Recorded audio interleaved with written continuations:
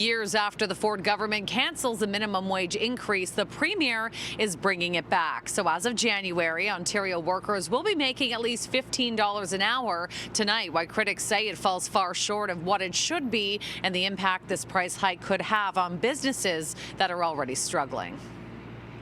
More than 760,000 Ontario workers will be getting a raise.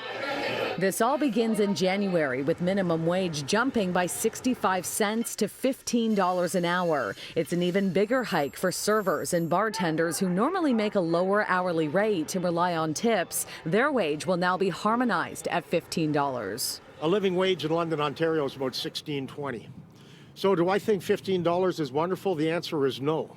But do I think it's a good start? The answer is yes. This announcement is being heavily criticized after catching many off guard. More than 3 years ago, the Ford government scrapped an already planned minimum wage hike shortly after being elected. This sounds like a premier who's going into campaigning for his job.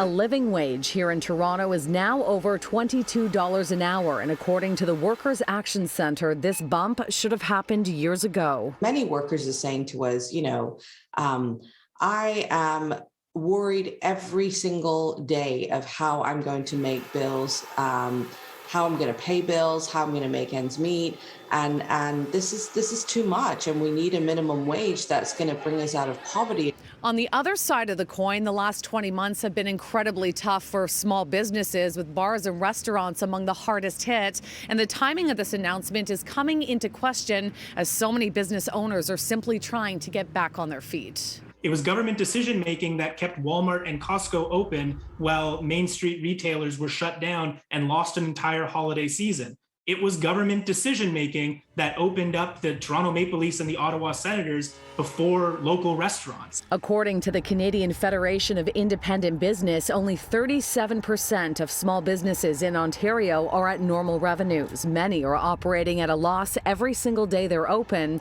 and the average COVID-19 related debt is a whopping $190,000. So to see this happening so abruptly, and in particular for hard hit industries, is a really bitter pill to swallow as we head into a very important holiday season.